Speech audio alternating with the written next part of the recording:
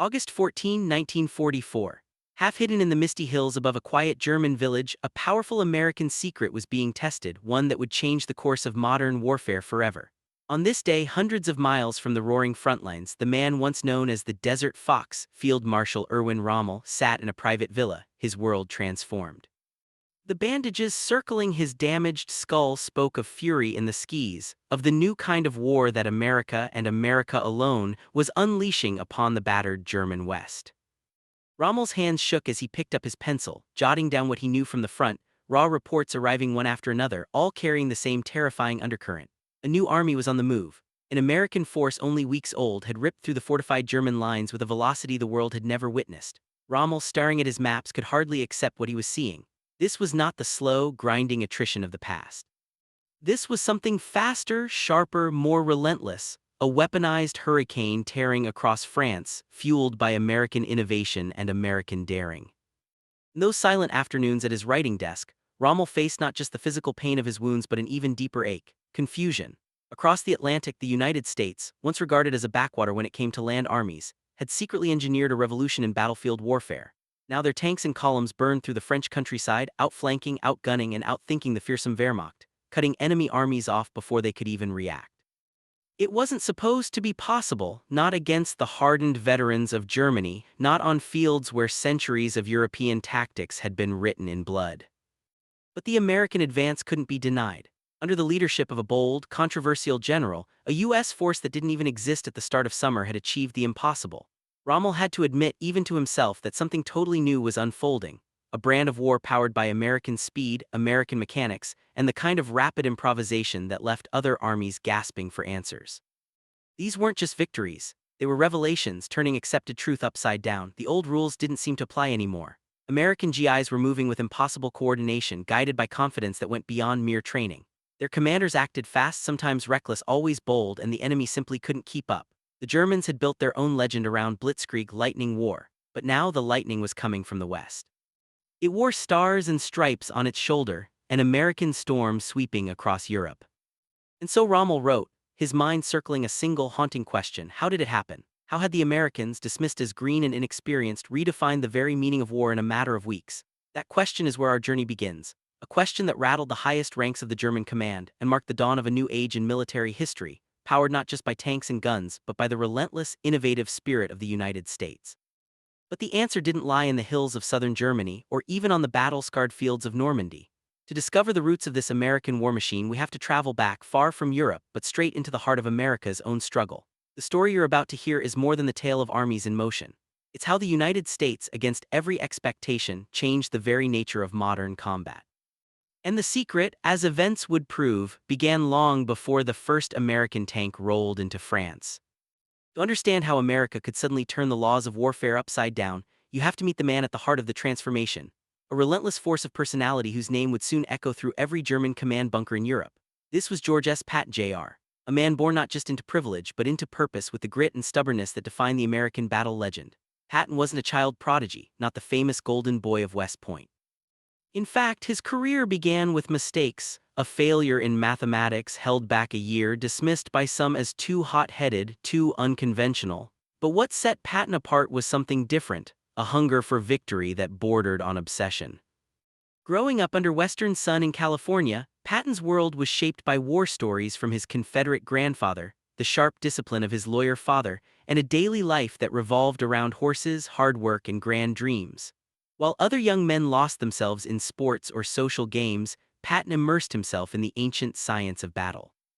His nights were spent prowling through the writings of Frederick the Great, Napoleon, and Alexander, absorbing secret after secret of warfare, not as dry history but as a living playbook for the future. No American general before him had ever studied the art of victory with such raw intensity. Patton read Caesar's commentaries in the original Latin, furious that translations were never close enough to the real mind of a conqueror. His appetite for tactical genius was pure America, restless, hungry, looking for new frontiers. While Europe's military schools clung to old doctrines set in stone, Patton grew fascinated by what speed could do. What if a daring breakthrough, what if absolute shock and sudden movement could rip an enemy army apart before it had a chance to blink? That idea would become his life's creed, and the hidden weapon he brought to the U.S. Army in an era when Old World generals still thought of rifles, trenches, and slow advances. Before the First World War, Patton traveled to France just to master sword fighting at the famed cavalry school of Somme, absorbing European skill but fusing it with that restless American drive. He was a natural with a saber, but he was obsessed with movement and the code of the cavalry: strike fast, never give the enemy a place to set his feet. In 1912, Patton represented America at the Olympic Games, battling in the grueling modern pentathlon: shooting, riding, swimming, running, fencing. Every inch of his training screamed, move, adapt, outfight, outlast. When the United States entered World War I, Pat was among the tiny handful of Americans truly thinking ahead. While most U.S. officers still dreamed in terms of Civil War cavalry charges, Patton saw the future in steel and fire. He was handpicked to help organize America's very first tank formations. By September 1918, Pat was leading the nation's inaugural tank assault at San Miguel, marching on foot with bullets tearing past, shot and wounded but refusing to stop. While the majority of America's rookies forgot about armored warfare as soon as the Great War ended, Patton's vision only grew sharper. Through the long, lean decades between the wars, when American defense budgets collapsed and the Army shrank to an afterthought, George Patton pressed on. He wrote, argued, and preached about high-speed tank warfare, publishing essays that most in Washington barely understood. Other officers gave up and moved on. Patton pushed back. He saw what few others dared to believe. The next great war wouldn't be won by sheer numbers but by machines, maneuver, and sheer audacity, an American way of war. While European armies argued over doctrine and tradition, Patton became America's hidden strategist for armored conflict. From Kansas to Georgia in dust-choked training grounds, he drilled recruits in the art of shock and speed. His motto was hard, clear, and impossible to misunderstand. A pint of sweat saves a gallon of blood. This was no empty slogan. For Patton, it was the gospel of future victory. The old army laughed, the new one listened. Patton wasn't alone in his thinking. Across the Atlantic, a handful of brilliant minds, Guderian in Germany, de Gaulle in France, were also calling for a revolution, but in America, only Patton kept the dream burning through years of indifference. When the world finally caught fire in the 1940s, it was Patton's relentless American spirit, tenacious, imaginative, sometimes unruly, that would become the foundation for an unstoppable force. Rommel, the hero of the German Blitzkrieg, would soon be forced to watch as the cowboy general from California turned everything he thought he knew about war inside out. Patton was ready for a new kind of battle. A battle defined by American speed, American invention, and a willingness to risk everything for the win. That restless obsession forged on American soil was about to break through the locked gates of Europe and change the story of World War II forever. But the day for Patton's revolution had not yet come. The world was about to witness a collision of strategies. Old powers versus new energy, America's greatest secret weapon was preparing to take the stage. And when it did, the shock waves would never stop. While most of the world slept through the quiet disaster of the 1930s, America's army was still a ghost of its future self, a tiny underfunded force dwarfed by its European rivals, with barely enough tanks to manage even a military parade. It was an age when old generals, shaped by memories of trench warfare and set-piece battles, argued about cavalry tactics as if machines would never matter.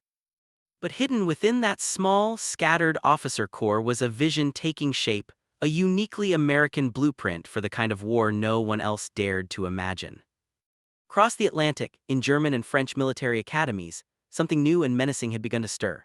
Thinkers like Heinz Guderian in Germany and Charles de Gaulle in France were breaking every tradition, preaching a gospel of speed, shock, and armor. Their idea was electrifying and dangerous. Why wait for the enemy to bleed out in slow-motion trench attacks when you could rip open the front in days? Why hold back when a single bold stroke could shatter an army's resistance before dawn? The German word for it would become infamous: Blitzkrieg, lightning war. The United States, watching from afar, took notes.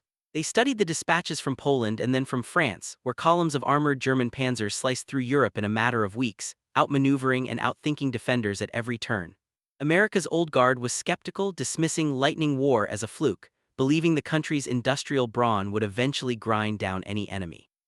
But for those like Patton, the message was clear. The future of victory belonged to those who moved first, who hit hardest, and who never stopped pressing forward. The first lesson arrived in flames. In May 1940, Germany unleashed its full doctrine across the rivers and roads of Western Europe. The world watched in astonishment as the Wehrmacht's mechanized divisions, backed by daring commanders like Rommel himself, raced through Belgium and into France. In mere weeks, the mightiest armies of Europe melted away. Rommel, leading the infamous Ghost Division, sped so far ahead of his own headquarters that even German high command lost track. Bridges fell. Cities surrendered. The entire playbook of warfare was rewritten in real time, and at its core was maneuver, momentum, and the absolute terror of facing an enemy who refused to fight by the old rules. America saw the future and realized it wasn't ready. The humiliating truth was this: at the dawn of World War II, the U.S. Army had more horse-drawn units than tanks. Just months before Pearl Harbor, the country ranked behind Portugal in the size of its standing army. But the shock of Blitzkrieg was a wake-up call. From the highest ranks of Washington to the drill fields of Texas and Georgia, the rumors swirled. Can America fight this kind of war? Can we build an army that moves at the speed of a hurricane? Patton already knew the answer. For him, everything the Germans had done was a validation of his own long-held theories about armored shock and deep strikes. But he saw beyond the surface. Where Blitzkrieg relied on a small, expert cadre of elite officers, Patton imagined an American fighting force powered by the scale only the United States could deliver: tens of thousands of tanks, millions of soldiers, all coordinated in a single, unstoppable wave. He understood in a way few others did that what started as German innovation could, and should, become American mastery. The U.S. began to rebuild with a singular purpose. New generations of officers, many inspired by Patton's writings and brash lectures, learned to shed the cautious habits of the past. American factories, flexing their legendary muscle, started pushing out tanks by the thousands. But it wasn't just about hardware, it was about mentality. In every training camp, recruits were drilled not just to fight, but to solve problems, improvise, and always push forward. The adversary they faced was formidable, but America had one unmatched advantage: the power of adaptation. Engineers and tinkerers, farm boys used to fixing engines in their garages, became the soul of the armored divisions. When tanks broke down, they didn't wait for orders, they got under the hood and fixed them on the fly. If the terrain blocked progress, it was simply another problem to solve. Patton's doctrine of relentless advance became the unwritten creed of a new breed of American officer and enlisted man, a creed that would soon be tested in the most brutal classrooms of war. As Europe burned, lessons learned at awful cost abroad were fused with lessons of American ingenuity at home. Army planners pored over the details of every battle, every lost column, every shattered defense line in France and Poland. Questions filled the air at Fort Benning and Fort Knox. What made the Germans so deadly? How could American firepower, American logistics, American speed be pushed even further than anything Europe had ever seen? With each passing month, the American war machine grew bolder and more ambitious. By the time the United States launched its own armored campaigns in North Africa, the transformation was underway. The blueprint wasn't just to copy Blitzkrieg, but to surpass it. More tanks, faster advances, relentless strikes that left the enemy reeling and unsure. Patton, finally given command of the 2nd Armored Division, built his units into hard-charging juggernauts, with training so intense that his soldiers would one day confess it was more grueling than the actual combat they'd survive in Europe. The American challenge was set: adapt or perish. As Washington began to recognize the stakes, as Congress finally opened the floodgates of funding and industries roared to life, the identity of American warfare changed in a single generation. The armchair skeptics faded away. The world was about to witness something it never could have predicted: a United States that would not only compete on the battlefields of Europe, but that would reimagine the very limits of what an army could do, driven by vision, innovation, and an iron-willed refusal to be second best to anyone, anywhere. And at the tip of that revolution stood Patton, restless, ruthless, and ready. For the foes of America, the days of underestimating the dollar army were about to end. The age of American war power, built in the shadows during years of complacency, was on the threshold of its greatest test. And the world, including its most brilliant adversaries, would soon understand: America was here to change the course of history. Every nation has a moment of reckoning, a test so severe that its true character is dragged out into daylight for all to see. For the United States Army, that moment was spelled out in the rocky passes of Tunisia, North Africa, under a sky split by explosions and despair. It was here, on the broken ridges of Kasserine Pass in early 1943, that American optimism collided head-on with the brutal realities of modern war. The outcome was almost a national humiliation. But where most armies might have collapsed, the United States found fire, and in that fire, America's war machine was reborn. In the winter winds of Tunisia, the American II Corps, young, eager, largely untested, was facing something it had never encountered: the battle-hardened veterans of Germany's Africa Corps, men who had already outfoxed and outmuscled the best of the British. The Germans were ruthless in their assessments. Privately, they spat out the phrase "dollar army," mocking a nation they saw as rich in equipment, poor in courage. The meaning stung. American tanks were shiny but undergunned, American infantry green and hesitant, often stumbling under the avalanche of logistical confusion and battlefield chaos. Then disaster struck. In February 1943, the Germans, led by commanders with years of desert experience, launched a devastating assault at Kasserine. American lines buckled and snapped. Positions disappeared overnight, units became scattered, communications fell apart, and the cost was staggering. Over 6,000 U.S. casualties and more than 200 tanks wiped out in barely a week. Reports raced back to Berlin. These Americans, said the German High Command, can't stand against real soldiers. Confidence in American combat power was gutted overnight, not only among the enemy but in the headlines back home and in the whispers inside Washington itself. For the young men fighting and dying on those rocky slopes, it was beyond demoralizing. Shell-shocked GIs staggered back through the desert, the dream of quick victory shattered. German officers openly bragged their own sons could have done better in battle, supposedly proving that America was all money and machinery with no backbone. Even within U.S. ranks, blame passed back and forth in angry waves. Was it poor planning? Was it rotten leadership? Had American troops ever really been prepared for the shock of war? What happened next is what sets the United States apart in the annals of conflict. Rather than break, the American spirit hardened. A search for answers became a mission for redemption. The army moved rapidly, ruthlessly to purge weakness, banish excuses. The solution would come in the form of a new commander whose mere reputation sent shock waves through every dusty tent and mess hall, Major General George S. Patton. Patton's arrival was like a thunderclap. He moved among the troops, watched their drills with a predator's eye, and made it clear that the old way of war was over. No more sloppiness, no more confusion. He fired officers who hesitated, promoted those who acted. Pat demanded discipline so ferocious it bordered on legendary. Helmets always on, weapons always ready, orders shouted with confidence, not doubt. "We're not here to take counsel of our fears," he snapped. "We're here to make the enemy afraid." Overnight, the II Corps transformed. Patton's expectations were merciless, but they lit a fire beneath the men who survived Kasserine. Training intensified day and night. Every infantryman drilled until fatigue made hesitation impossible. Tank crews repeated maneuvers till muscle memory made reactions automatic. Supply sergeants learned to anticipate shortages before the first shell dropped. Pat demanded aggressive attack, constant movement, and above all, the will to improvise under fire. He pressed a new motto deep into Army culture: keep moving, keep striking, never give the enemy a chance to breathe. And as American spirits rose, the change became impossible to ignore, even to the enemy.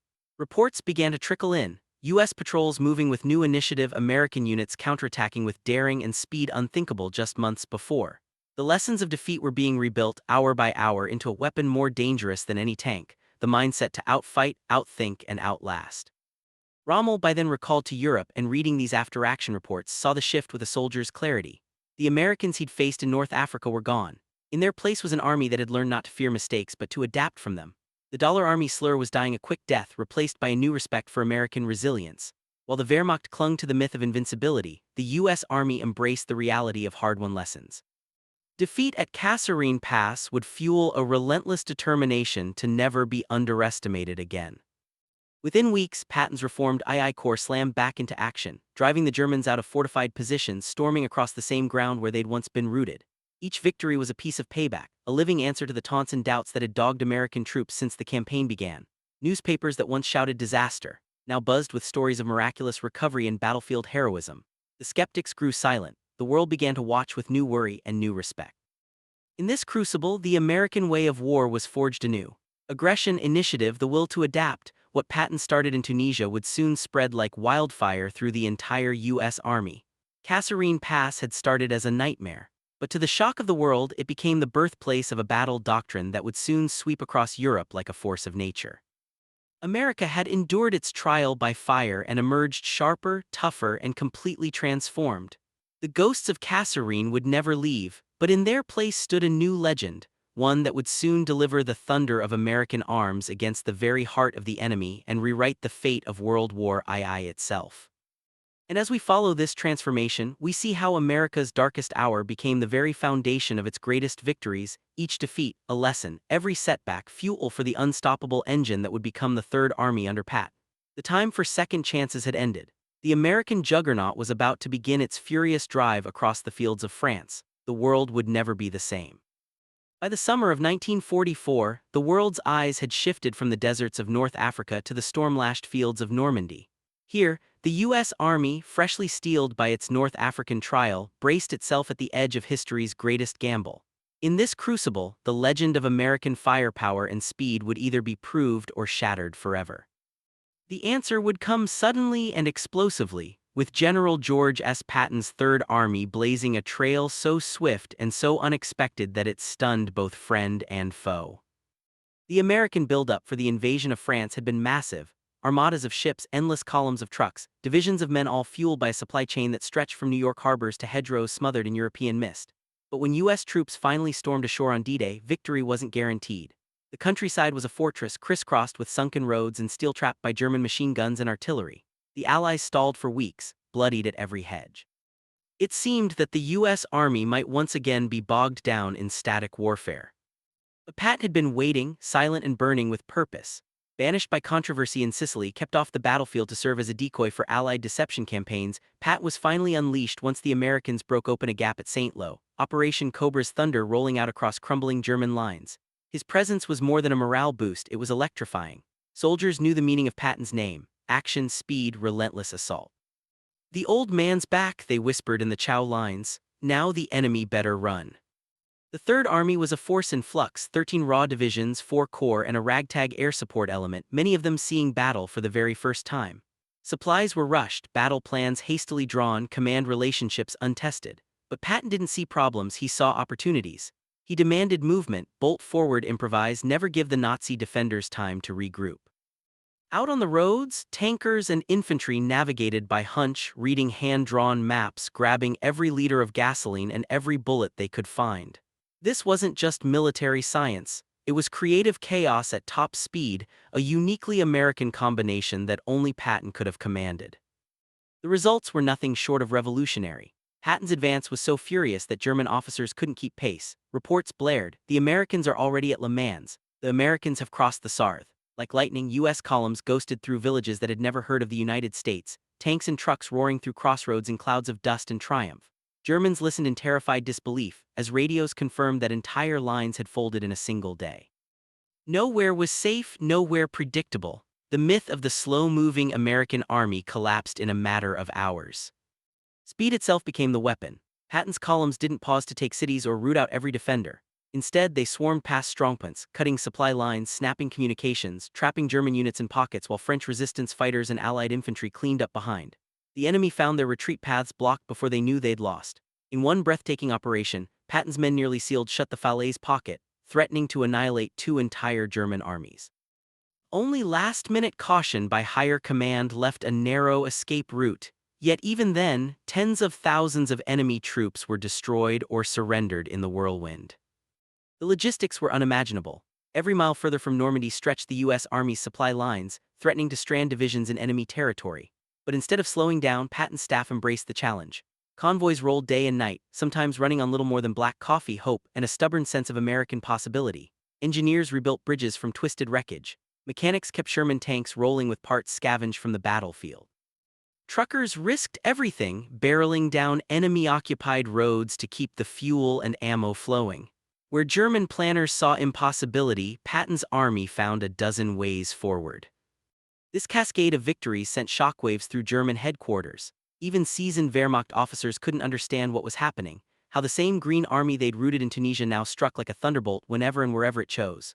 One captured officer summed up the dread shared at every German map table: "We know Patton is coming, we just don't know from where or when, only that our reserves never get there before he takes the town."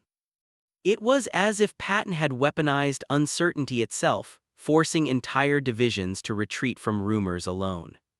This transformation, Patton's transformation, was powered not just by men and machines but by a bold, unshakable American faith in adaptation. There were no holy places, no sacred tactics that couldn't be thrown out to win the day. If a bridge was blown, it was replaced by nightfall. If German armor blocked the road, fighter bombers called in from above could break the impasse before the dust settled. In Patton's Third Army, every officer from the top down was trusted to act on instinct, to seize opportunity on the run, no waiting for permission, no hesitation allowed. By the end of August, the numbers spoke for themselves. In just a few weeks, Patton's men had liberated more ground than any American army in history. Some days, armored spearheads moved 60 miles before sunset, pulverizing Nazi resistance and liberating town after town with a speed that made newsreels seem almost unreal. To the German high command, it was more than a campaign. It was the collapse of an entire worldview. The Americans, once doubted, once derided, had become the most feared force in Western Europe. And all of it, every mile gained, every enemy surrendered, every civilian cheering on the roadsides was a living testament to the ingenuity, resolve, and raw power of America at war.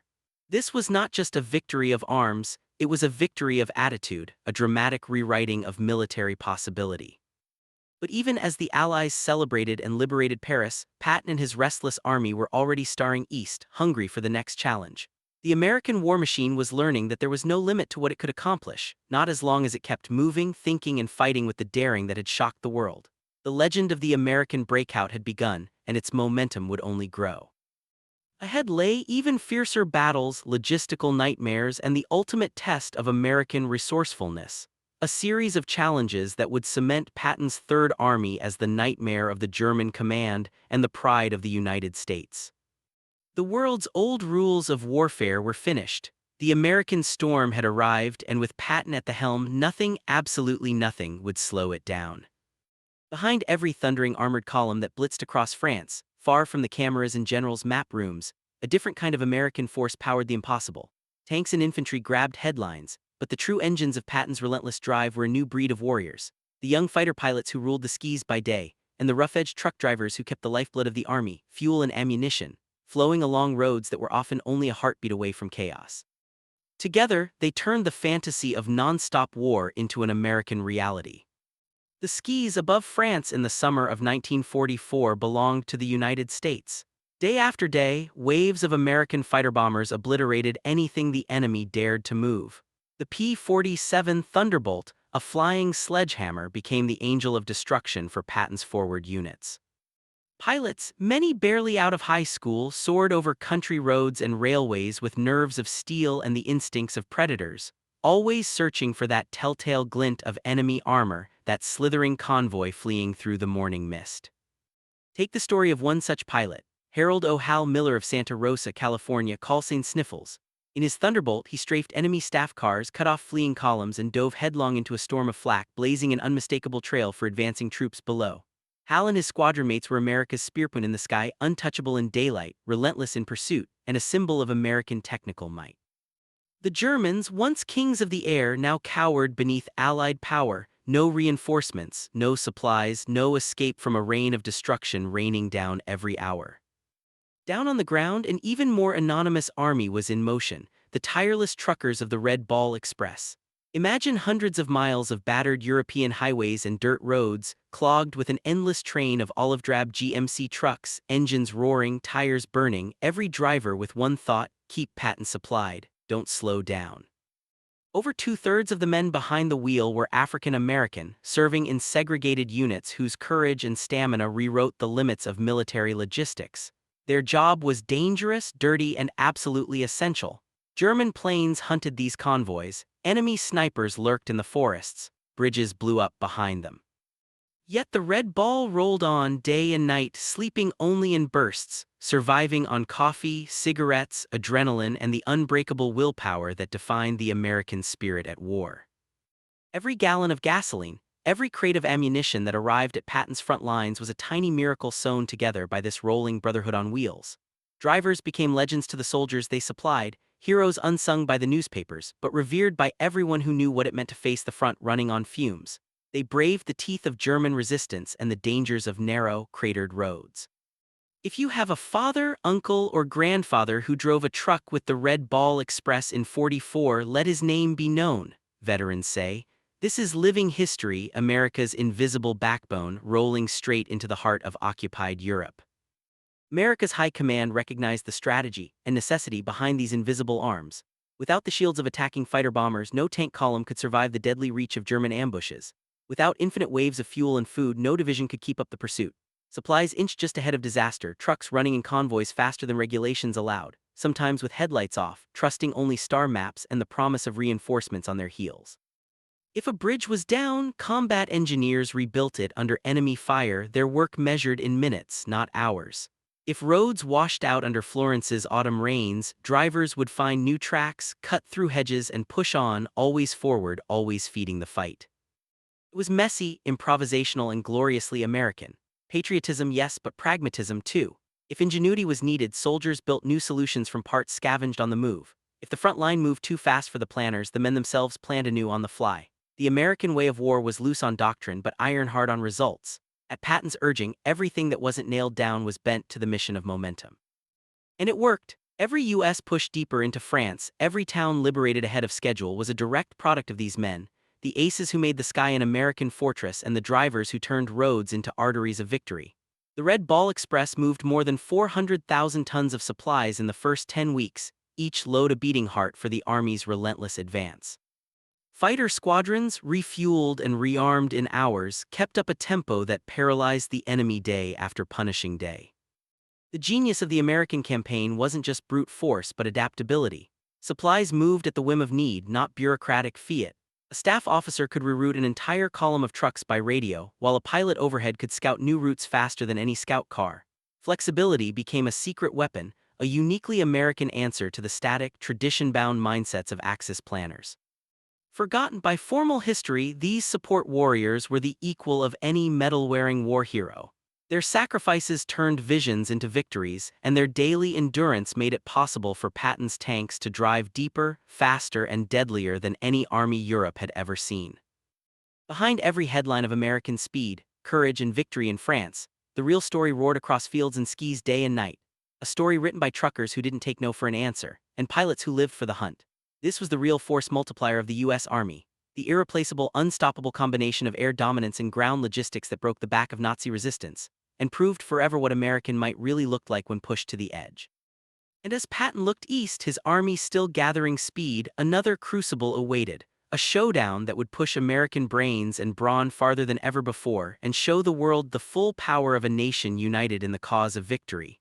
Ahead lay Lorraine, a test of metal, muscle, and the relentless American instinct to win. The celebration of Paris's liberation was still echoing when the American juggernaut crashed up against a new wall, the Moselle River, marking the threshold of Lorraine. Here, in the autumn of 1944, Patton's Third Army stared into the teeth of a different war: vast, rain-soaked fields, broken bridges, and German defenders who refused to give ground. But nothing could prepare the world for what was about to unfold in the villages and muddy cornfields near Relentless, a titanic tank battle that would test the very soul of the American army. The Lorraine campaign began under a cloud of crisis. American supply lines stretched to the breaking point, trucks often arrived dry, mechanics worked miracles on burning engines, and tankers advanced on maps sometimes days out of date. Even Patton's famed drive was threatened by the cruel mathematics of gasoline. One day, Third Army's daily fuel dropped from nearly 500,000 gallons to barely a trickle, all thanks to High Command shifting priority north. Many experts expected Patton to stall out, forced by empty tanks and exhausted men to dig in and wait for relief. That never happened. American willpower outran even the shortages. When Hitler, desperate to regain the initiative, threw his rebuilt 5th Panzer Army, with brand-new Panther tanks and elite brigades, straight into Patton's path, the Wehrmacht believed it would crush the exhausted Americans. More than 250 of the Nazi regime's deadliest armored vehicles massed against a single American division. The ground at Relentless turned into a testing ground not just of technology, but of spirit, improvisation, and American ingenuity. On paper, it was a German fight to win. Their tanks, especially the legendary Panthers, outgunned and outarmored the U.S. workhorse Sherman. German commanders banked on using superior firepower and years of Eastern Front experience to break the American line. But they overlooked something no staff manual could capture: the explosive adaptability and hands-on grit of Patton's officers and crews. Colonel Bruce Clark, a combat engineer turned armor commander, was tasked with holding the line, outnumbered, outgunned, but never outclassed. His tactic: forget the rulebook. As September fog rolled heavy across the fields near Relentless, American tankers hid in hedgerows, knolls, and shattered farmhouses, waiting for German columns to blunder close. At ranges of just a few hundred yards, the feared Panthers became easy targets. Sherman crews moved, shot, and shifted positions with a speed that left attackers flanked and burning. Where Germans hoped to overwhelm through mass, Americans improvised in real time, using the fog, the terrain, and fast, decentralized decision-making to flip the script. Fighter bombers, guided by quick-thinking ground observers and Patton's radio-savvy staff, swooped to hammer German reinforcements the second the sky cleared. Every man in the command, from drivers repairing snapped treads in the mud to the young tank commanders relaying last-second changes, helped shape each day's victory. The battle became a grind for the Germans. 70 Panthers lost at Relentless alone, more than 200 armored vehicles across Lorraine, shocking numbers for the invaders. For the Americans, it was validation written in steel and smoke. The myth of German invincibility shattered for good. Relentless revealed the true power of the U.S. Army, an officer class trained to improvise, lead from the front, and hand men the authority to act on their own initiative. This was Auftrag's tactic mission command, the doctrine once prized by Germany, now championed by the Americans. Among these battlefield innovators was Lieutenant Colonel Patton Abrams, a Massachusetts-born warrior who would become a living symbol of American armor, his own Sherman tank Thunderbolt inspiring legends. Abrams's tactics didn't just win battles, they revolutionized how Americans thought about leadership. He trusted his officers, empowered sergeants, and made field repairs and combat decisions without waiting for orders. The flexible, freewheeling spirit that had defined American society now became the secret weapon of American war. German tankers, by contrast, arrived green and untested, victims of attrition after years of devastating losses in Russia. They received new machines but lacked experienced leadership. Their command structure forced caution, and higher-ups micromanaged every move out of fear and habit. Where American crews cracked jokes and swapped repair tricks, new German officers struggled to even communicate with their men, much less inspire the legacy of Blitzkrieg. Historians would later call Relentless a tank-killing field, proof that American training, morale, and adaptability had leapfrogged well past anything Germany could offer late in the war. It was no longer about whose machine was toughest, but about who could outthink, outlearn, and outlast under pressure.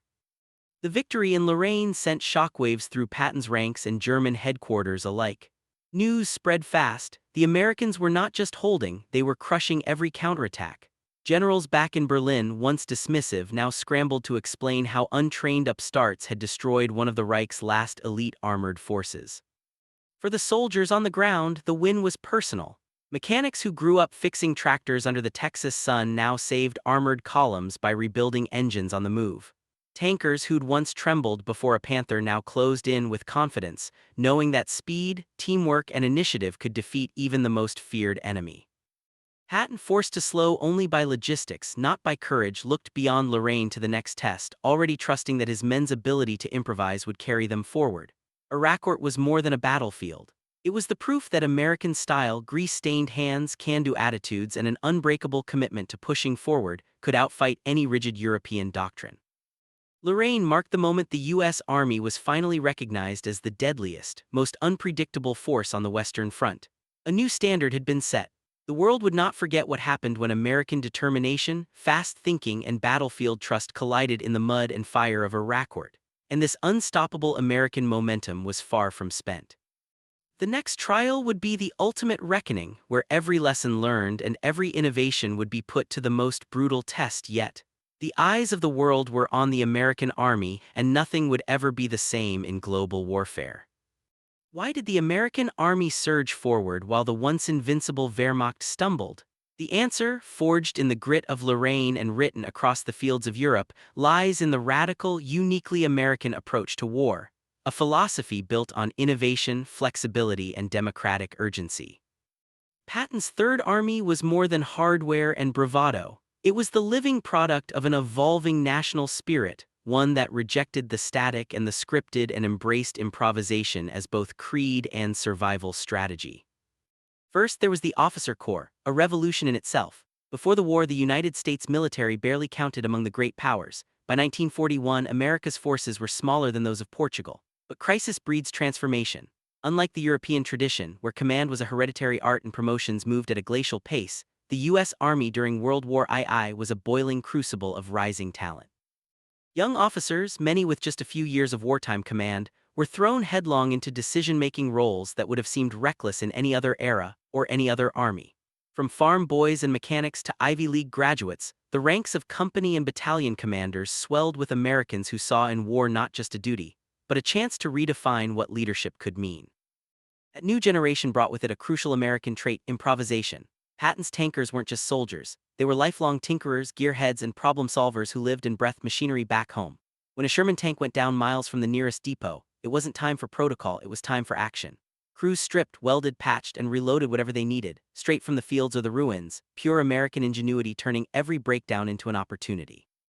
Meanwhile, the doctrine of mission command, allowing junior leaders to interpret orders and seize opportunity, became the spiritual engine of Patton's advance. The Germans had invented this flexible command system, but Hitler's obsession with rigid control had all but destroyed it.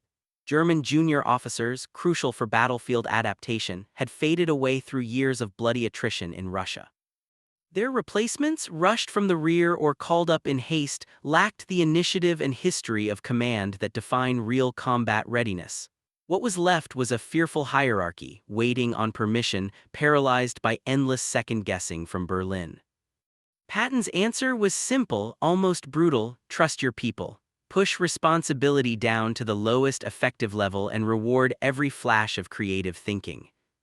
Corps commanders slammed their divisions forward, division commanders pushed regiments, and so on all the way down to the sergeants in the mud, each man trusted to decide when the situation was right to strike, to flank, to risk everything for momentum.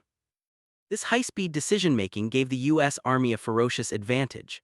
Every battlefront was alive with initiative. A field officer who spotted an opportunity didn't radio 10 times up the chain, he seized it.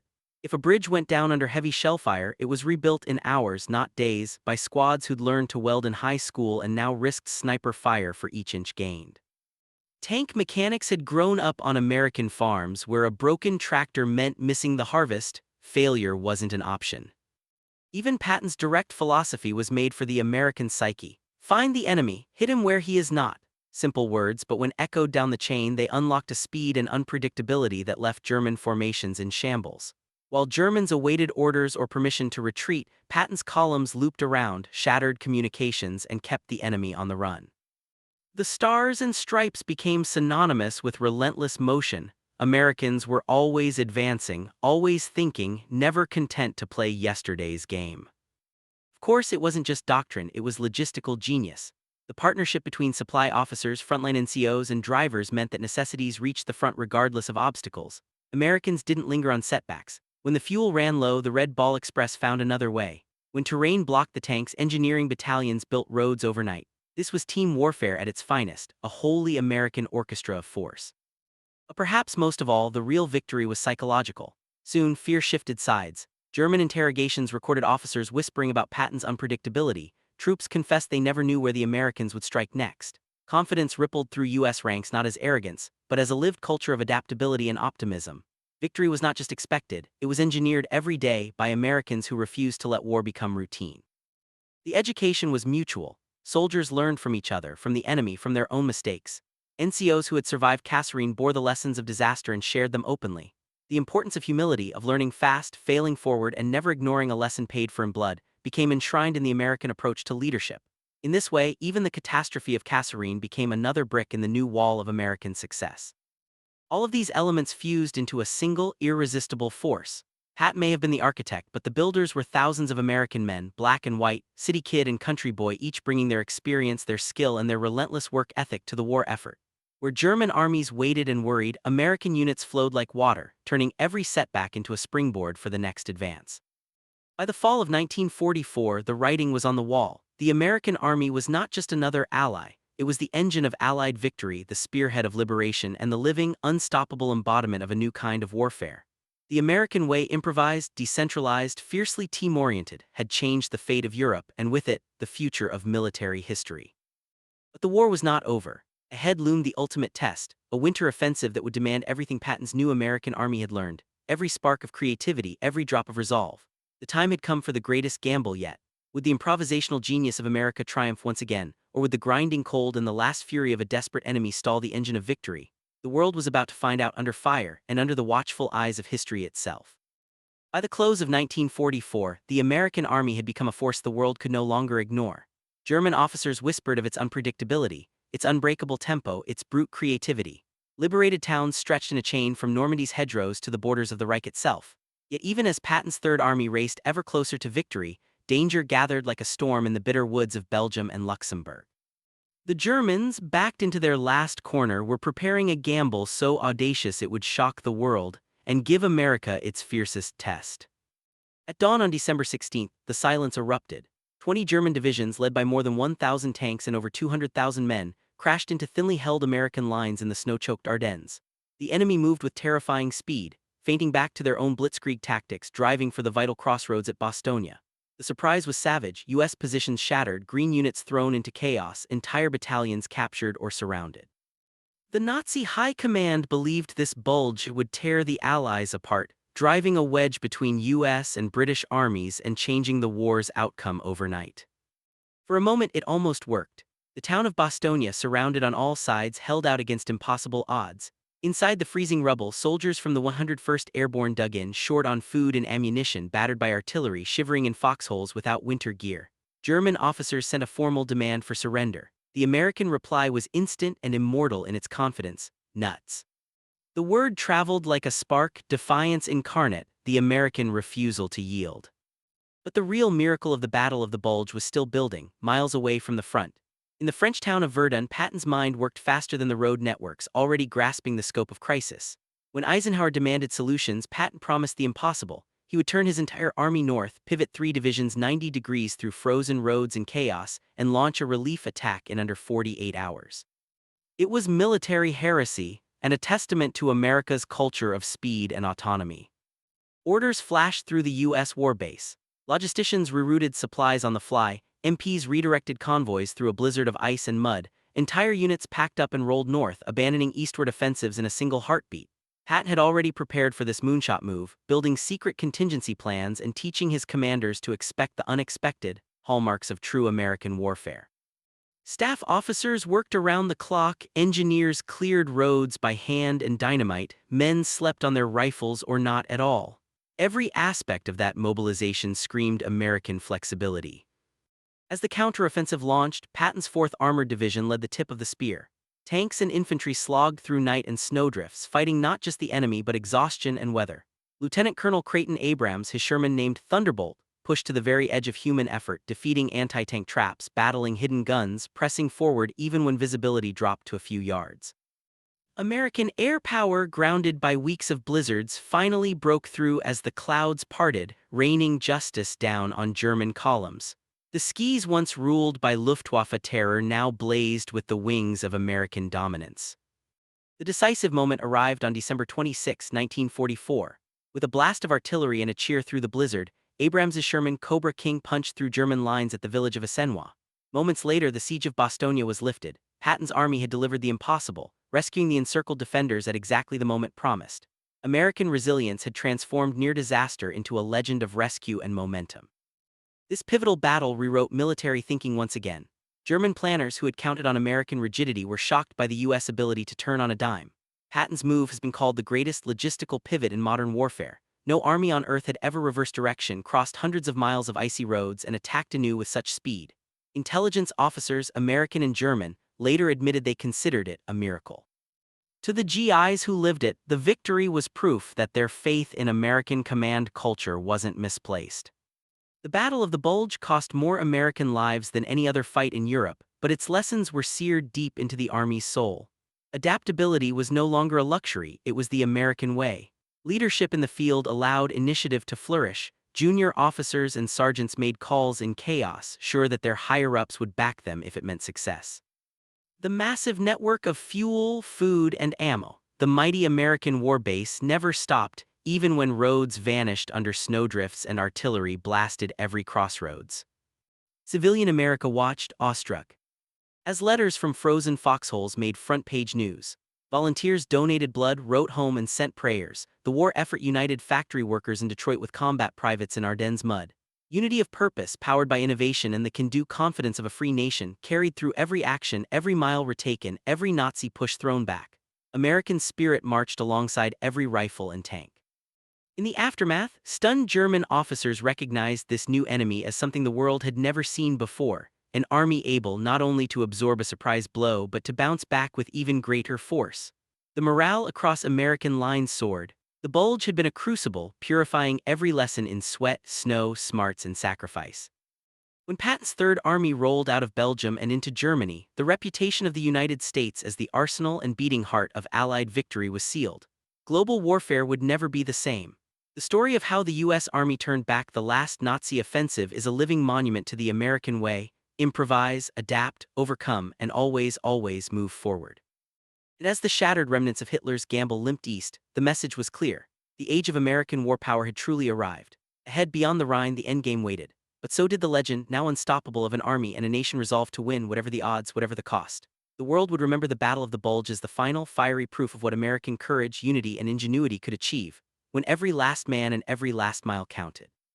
As Patton's Third Army thundered past the shattered enemy at the Battle of the Bulge, word traveled quickly across the map rooms and dim-lit bunkers of Europe. The American army, once considered inexperienced, lacking pedigree, the Dollar Army sneered at behind enemy lines, had not only survived its trial by fire but had rewritten the very rules of modern conflict. It wasn't just victory. It was innovation on the move, a war base transformed into a living legend. The most unlikely voice to sing America's praises came not from a general's staff in Washington, but from a villa deep in Germany. Field Marshal Erwin Rommel, the Desert Fox, the embodiment of bold action and mobile warfare. From his sickbed and ultimately under the shadow of the Gestapo, Rommel read intelligence reports, battle maps, and first-hand accounts that left no doubts. The Americans were doing what no one thought possible. They had weaponized speed and ingenuity, not just matching but surpassing the German doctrines of Blitzkrieg he had once perfected. Rommel's reputation was forged in fire, a tactician who ran circles around opponents with his blitz assaults in North Africa and France. But even for this master, the shock was real. In private notes and whispered admissions, he confessed the truth. The most astonishing achievements in mobile warfare, that's what he called the American army under Pat. To a professional soldier, no praise could ring louder. Rommel never gave compliments lightly, and when he did, the world took notice. What exactly had changed? The answer begins and ends with the American approach to war. In place of rigid order or single-minded tradition, the United States military built a war base on diversity of thought, decentralized initiative, and relentless adaptation. No army in history had ever combined such scale, mechanical muscle, and can-do attitude all at once. The flexibility that defined America back home, improvisation in factories, freedom on highways, a willingness to discard what didn't work, now swept across France and Belgium like a force of nature. German senior staff couldn't understand it. Even in secret, as British intelligence recorded the conversations of captured officers at Trent Park, the bewilderment came through. How could an army so green move so blisteringly fast in Lorraine? How could it bounce back from disaster in the Ardennes when textbook warfare insisted it should break? To those officers, the answer was as unsettling as it was obvious. The Americans had mastered unpredictability. Their supply networks, run on teamwork and calculation, kept them fueled and loaded. Their junior officers seized opportunity, sometimes tearing up old plans in favor of sudden homegrown solutions. The doctrine of movement belonged not to a field manual but to the American mind, daring, practical, resourceful. Rommel himself recognized the transition. The Germans had pioneered fast, armored warfare. Americans had evolved it, scaled it, made it their own. Rommel knew what Hitler and many of his contemporaries refused to admit. Germany's rigid command had strangled the very spirit of boldness that brought early victories. Micromanagement suffocated battlefield risk-takers, and the best officers had been lost to attrition and paranoia. In grim contrast, the American army repopulated leadership with men raised in the pressure cooker of war, their confidence shaped equally by training and by the stubborn refusal to accept defeat. To Rommel, it was not just professional admiration. It was acknowledgement of a changing world order. America was writing the new language of battle, one where industrial power worked hand-in-hand with agility and tactical experimentation. In his final notes sent to his son Manfred and preserved only after his coerced suicide at Gestapo demand, Rommel charted both respect and warning. The Americans were the future. They had taken the enemy's fieldcraft, learned it, and then wielded it with a reach and tempo Germany could no longer match. In this judgment, there was no bitterness, just the clear gaze of a soldier who prized truth above pride. Even the British historians who later pored over the Trent Park transcripts marveled at the American effect on World War II's closing months. From the tip of the Red Ball Express to every airman, tanker, and truck driver pushing the boundaries of known logistics, U.S. force and flexibility dismantled the myth of German supremacy. Never before had Europe witnessed such a combination of speed, firepower, and organizational genius, delivered with a distinctly American edge. There's a lesson here, one that stretches far beyond 1944. When Rommel, the ultimate symbol of enemy excellence, set aside his rivalry to praise the American war base, he issued more than just a compliment. He issued an eternal verdict. In war as in life, those who adapt fastest, trust their teams, and learn from every setback will lead the future. For the United States, this was more than a moment. It was a calling card for generations to come. The men who fought under the American flag in World War II, Patton's restless optimists, Abrams's relentless tankers, the Red Ball's silent guardians, did more than defeat an enemy. They redefined what it meant to fight, to organize, and to win. The stars and stripes, once doubted, once scorned, became the new standard for Allied triumph worldwide. And so it was, as the war's end drew near, A formidable host, energized not by tradition but by resolve and reinvention, moved forward with the knowledge that history itself had shifted. For every officer reading Rommel's final words, and for every American family whose sacrifice fed the engine, one truth rang loud and clear. The war base built in the forges of uncertainty and powered by the spirit of a free people would not just win the battle for Europe, it would shape the very meaning of victory for ages to come. But even as the enemy fled east and the headlines blared with hope, the true impact of this American transformation was only just beginning to unfold. The war for tomorrow's world and for the memory of those who made it possible was far from finished. In the smoking aftermath of World War II's decisive battles, as American tanks rolled through defeated cities and victory bands played the Star-Spangled Banner in the ruins of Europe, the men and strategies that crushed tyranny drifted into legend. Yet behind the parades and history books, the true heartbeat of the American warbase pulsed quietly on, alive in the stories of soldiers, mechanics, pilots, and drivers whose sweat, sacrifice, and brilliance outlasted the headlines. For General George S. Patton, the embodiment of American momentum and aggressive command, the road ahead was tragically short. Just months after Germany's surrender, Pat was killed in an automobile accident, taken not in combat but on a quiet road outside Mannheim, Germany in December 1945. The news stunned a nation that had come to see him as unstoppable, a living symbol of the strike first, strike fast ethos that defined the U.S. war effort. Tributes poured in from ordinary GIs and rival generals alike. In Patton's brief window of command, he had done more than win battles. He had ignited the confidence of a young military, seeding the DNA of American victory for decades to come. Patton's legacy carried forward through the officers he inspired, none more prominent than Lieutenant Colonel Patton and Abrams. Abe, as the troops called him, had stared down the Nazis in the mud and fog of Lorraine and at the vanguard of Patton's armored spearheads. Abrams's bravery and battlefield innovation didn't end with a single campaign. He rose through the ranks, ultimately reaching Chief of Staff of the U.S. Army. Today, the fearsome M1 Abrams tank, backbone of modern American armored dominance, carries forward the legacy of his grit and vision, a rolling testament to the ingenuity and relentless drive of the American war base. But if Patton and Abrams became icons, the soul of America's war base lived just as fiercely in the thousands of unsung soldiers who made the gears turn. The truck drivers of the Red Ball Express, nearly three-quarters African-American, serving in segregated units during one of the nation's most divided eras, became the stuff of quiet legend.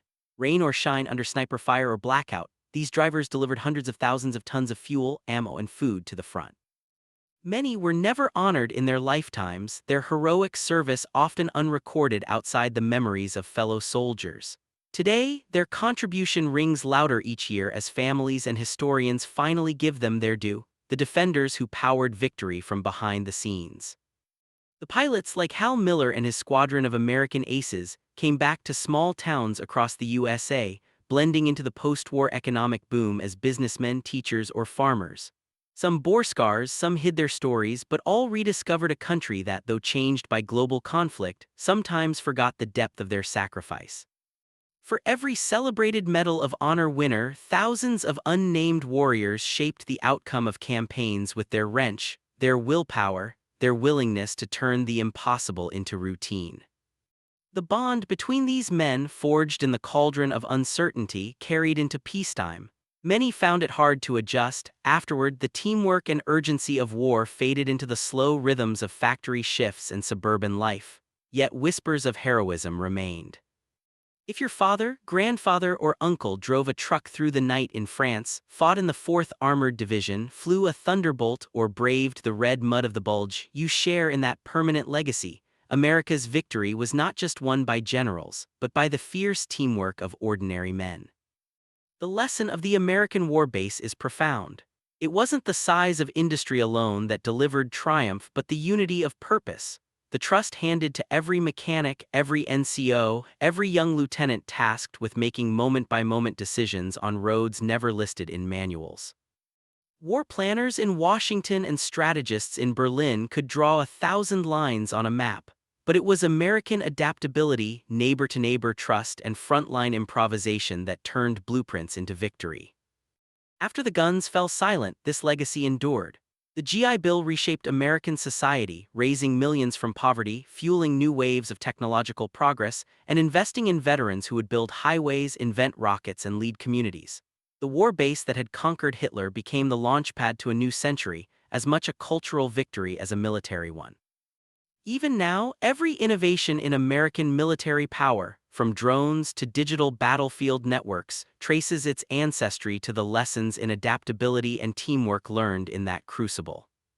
And yet, for all the statues, films, and books, nothing replaces the testimony of a veteran's voice or the family stories passed around dinner tables in every state. These are America's hidden treasures, the recollections of grit, humor, terror, and hope on the long road from Omaha Beach to the Rhine. Each personal account connects to the greater saga of a nation's warbase, reminding us that the tools of victory are not just found in steel and strategy, but in the determination of free women and men to outlast and outfight any threat. In the end, the story of Patton's army, Abrams's advance, the Red Ball's endurance, and the home front's unbreakable will is the story of America itself. For those who remember and for families uncovering lost chapters, these memories aren't just about war. They are the foundation of American identity, proof that from the most daunting crucibles, new strength can always emerge. So if someone in your family helped build, supply, or defend the arsenal of democracy, share their story. Write that name in the comments. Every legacy keeps America's warbase alive, not just in textbooks and battle maps, but in the living memory of a nation always ready to answer the next call. The real heroes were and always will be the ordinary Americans who did the extraordinary together. History is defined not only by its victors, but by the willingness to learn, to adapt, and to build something stronger from each trial. The journey of the American warbase, from cautious beginnings to irresistible force, is more than just a story of tanks rolling or armies advancing. It's the saga of a nation's relentless commitment to reinvention. At the heart of America's World War II triumph isn't just victory on European fields, but the radical honesty and clear-sightedness that guided its greatest generation forward. Consider Rommel, a master of movement and a philosopher of war, humbled at the pinnacle of his career by what he witnessed from his study in Herlingen. He saw in the American army not merely a foe, but an echo of his own belief in speed, independent action, and surprise, multiplied to a scale his own Wehrmacht could never achieve. When Rommel penned his assessment of the American achievements, he knew that the United States had surpassed even the fabled Blitzkrieg. No praise rang truer than from a rival who could embrace the reality of being outpaced and outsmarted at his own game. Yet the secret of the U.S. victory was never just in the might of its war base, the factories, the endless convoys, the steel and oil. The real source of power was in the American spirit, the readiness to scrap failed plans, the courage to trust young leaders on the ground, and the deep faith that ordinary men and women, black and white, immigrant and native-born from every corner of a vast continent, could rise to the occasion. In that faith was the real unbreakable engine of triumph. What made the American war base unique was its openness to new ideas, its embrace of risk, and its humility in the face of the unknown. Officers learned as much from disaster as from glory. Privates repaired tanks without manuals. Pilots mapped new air strategies on the fly. Truck drivers of the Red Ball Express reinvented the laws of logistics in real time. American innovation wasn't the privilege of the elite, but the day-to-day job of its fighting force. This culture of fresh thinking didn't just power a victory over fascism, it lit the way for decades of American leadership in invention, technology, and global security. Beyond the thunder of battle, the endurance of America's war base resonates in every branch of modern life. The communal problem-solving and team-first mentality born on Normandy's beaches and in Patton's briefing tents became the core of the American approach to every challenge. It's visible today in military leadership, Silicon Valley brainstorming rooms, disaster relief ops, and the stubborn hope of small towns rebuilding after setbacks. The memory of 1944 isn't just about courage under fire. It's about the conviction that, no matter the odds, innovation and unity can outlast any crisis. America's war story goes on. One generation hands its lessons to the next. For every strategy that broke down, a new one was forged. For every tool that failed, a better tool was built. The American war base became not only the arsenal of democracy in wartime, but the seedbed of a new world order, one where the value of every person and every idea mattered to the outcome. The GI Bill fueled the growth of engineers, teachers, and astronauts. The post-war boom was powered by millions whose wartime improvisations became peacetime revolutions. In the end, what was truly astonishing, as Rommel himself wrote, wasn't just the speed of American tanks or the volume of its firepower, but the culture that made such things possible. It was the willingness to give credit to the lowest private and listen to the frontline's report, the humility to learn from defeat, and the audacity to try something no manual had covered. America's war base wasn't just a collection of factories or battle plans, it was a living faith in possibility. Think about that legacy today as stories from Europe's old cities intertwine with those of American families back home. The lessons of that war base, that spirit of learning, team action, and hope, belong to every generation facing the next big unknown. It is a reminder that in every crisis, history rewards those who combine courage with curiosity and never stop asking, what can we do better? How can we grow stronger together? If this story gave you a new view of World War II or made you think differently about what made America's victory possible, don't let it stop here. Share this video, subscribe for more extraordinary stories, and most importantly, add your family's chapter in the comments below. Who built, who drove, who fought? Their names deserve to be remembered, their innovation passed on. As Rommel wrote his final, honest line, he closed the book not just on an era of war but on a lesson for all time. Victory belongs to those willing to evolve. The American war base, built not from old habits but fresh vision, became history's engine of innovation, a legacy not just to celebrate but to carry forward every day in everything we do. So here's to the past, to the builders and fighters and dreamers, and to the next American generation that will move the world again. Only